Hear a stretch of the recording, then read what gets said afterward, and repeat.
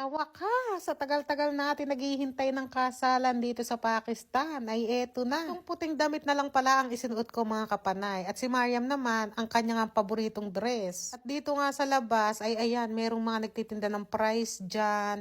Ito naman isa ay cotton candy. At ayan nga, sa labas naman ng marriage hall ay meron nga mga bata na nagpapaputok ng popo. Pero ako, ang basa ko dyan pop-up. Ayan, dito pala sa loob ng marriage hall ay may mga nakaupong kababaihan. Ayan, nagtitinda yung iba naman na yan, ay mga ano yan, mga tauhan dito.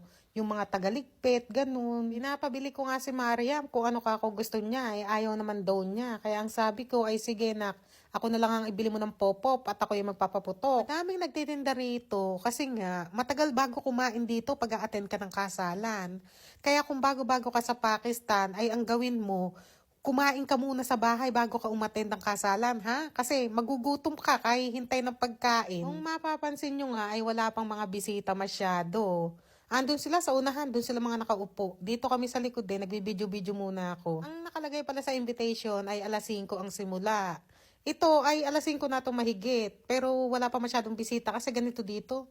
Medyo late sila dumadating, lalo na ang bride. Pero minsan naman, maaga naman ang bride. Pero ngayon, medyo late dumating yung bride. Ewan ko sa kanya kung bakit late siya dumating. Ang aga niya naman natapos magpa-makeup. Dahil wala nga ako magawa, ay magpaputok na lang ako dito sa labas. Ano to, umattend na kasalang para magpaputok? Ganito, ano nila papot? Ay, meron din yata sa Pinas nito. Ano? Alam naman! Tatlo, why no have? Finish.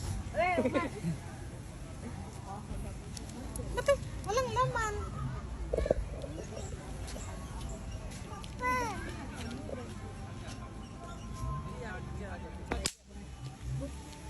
Wala sa ayos, parang na-scam tayo dun. Kasi tatatlong piraso yung laman ng pop-up.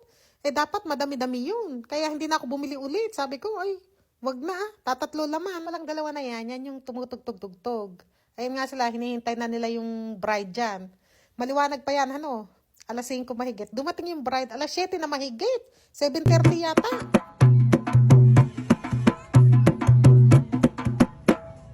Ito naman pala mga petals na ito ang ihahagis nila mamaya pagdating ng bride. Tapos may mga bata dito, ayan tulad nito, parang hindi ko alam kung mga utusan sila dito o mga anak sila na utusan. Pero kadalasan sa mga batang ganyan, sila yung mga nangunguha ng pagkain.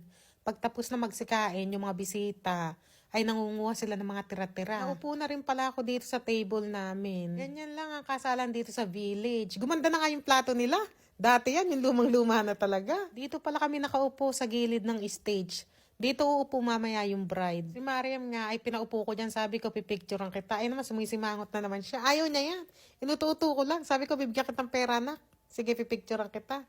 Kaya ayan, nauto-uto natin. Sa likod nga nitong marriage hall, ay ayan, merong laruan dito yung mga bata. Ayan, may jumping-jumping dyan, si Elsa. Dito naman pala sa gawing kanan niya, kasi sa kaliwa si Elsa Dito sa kanan niya, ayan naman yung mga malalaking kaldero. Mga ulam yan sa kakanin. Luto na yan. O diba, diyan lang ako sumisilip sa butas. Sobrang husay ko, ano. चूड़ी पूरे पूरा भात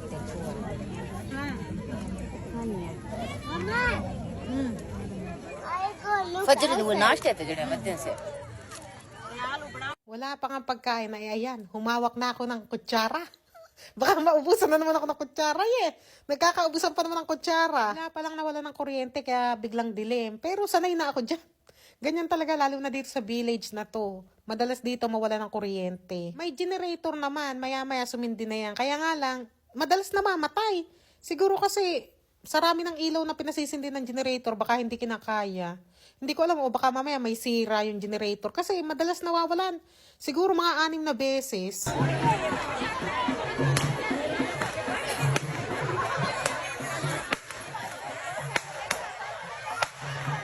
Bago nga mag alas 8, ay ayan, dumating na yung bride. Yung katabi niyang naka-ready na yan, ay ate niya yan. Itong may kwintas na malaki, yan ang bride ha, yung nakagitna. Yung nasa kaliwa niya, nanay niya, yung nasa kanan niya, ating niya. Ganyan na lang pag video ko, yung katawan na lang. Hindi ko na sinasabi yung mukha. Kahirap magtakip ba ng mukha? Kahirap maglagay ng mga sticker sa mukha. Kaya sabi ko, ay paano nga lang ang i-video ko? Bawal kasi sa kanila i-post sa TikTok o kahit sa ang social media. Kaya, ayan, tinatakpan ko sila. Nanunood yung mga yan sa akin. Mga kamag-anakan ng asawa ko, mga, ayan, taga-village. Nanonood sila sa akin. Kaya, hindi pwedeng hindi sila tatakpan. Dahil makikita nila pagmumukha nila. Baka magalit sila. Hindi lang pala baka. Talagang magagalit sila. May ichichika pala ako sa inyo. Pero kung certified marites ka, maiintindihan mo itong pananalita ko. Intindihin nyo na lang ha kasi hindi ko pwedeng ganito sabihin to kasi baka matranslate nila Maputo lang ate chismisan. Kaya intindihin nyo na lang ha. Ayan, ganyan lang ang pagkain namin. Sweet rice, walang pulaw. Sweet rice lang, tapos ulam, roti. Yun lang ang handa nila. Wala ring Coca-Cola. Pero okay lang yan. At least na namantikaan ba? Talagang namantikaan ang uso natin. Barat day pala to ha. Ang gumastos dito sa handaan na ito, side ng babae. Bukas, walima, ang gagastos naman doon, side ng lalaki. Nagsalahula pa nga ako. Tignan nyo, yung balahibo ni San Pedro, nasawsaw sa ulam. Simula na pala natin ng chismis. Eteng palang babae nete. Natatawa na ako simula pa lang. Ay, 21 years old peleng. Tepes, yung kanyang may pepengesewe ay 20 may higit ni. Ang pangit, sama ng pasama. Baka pala hindi niyo masyado naintindihan. Etet na po mahigit ni.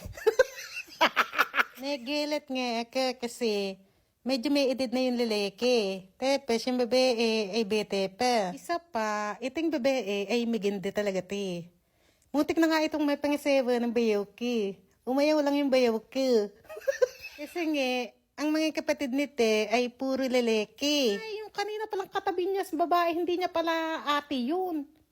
Tita niya yata. Kasi nag-iisang babae daw ito na anak Tapos puro lalaki yung kapatid. 7 yata o 6 yung lalaking kapatid. Kaya umiyaw ang bayaw ko Kasi nga, magastos daw. Isip mililikis din sila kumiin. Pero alam ko talaga na ang reason talaga ay ang tip niya kasi ay yung pensenete. Ang tip niya. Hindi ko pala nakita yung groom ha. Ewan ko, siguro kahapon sila nagnika yung pirmahan. Kadalasan kasi pag ganitong barat, ito rin yung araw ng pirmahan. Pero baka kasi kahapon sila nagpirmahan. O baka nung pag-alis namin at saka pumunta yung lalaki dito. Hindi ko kasi nakita yung groom. Pagkakain kasi ay nagyaya na kaming umuwi. Uwian na, nakakain na Pero nakita ko sa picture yung groom. Medyo nilingkit nga Kasi nga, Miss Bete ang babae, may edad yung lalaki. Tepes, ang ganda-ganda ng babae. Itong lalaki, ayoko na lang magsalita ba? Siguro kahit na ganun kasi ay may trabaho kasi itong lalaki sa Dubai. Ang niisip siguro ng pamilya ay mabubuhay na siya sa asawa, diba? Maganda na ang kanyang magiging katayuan sa buhay pag ito ang maging asawa niya. Uwi na pala kami nito at may request pala ako sa inyo mga kapanay. Baka naman pwede nyong i-follow yung bago kong FB page, Adil Family Pinay in Pakistan. Kasi yung dati kong FB page ay hindi ko na mabuksan. Follow nyo na ako para tuloy-tuloy ang maritesan.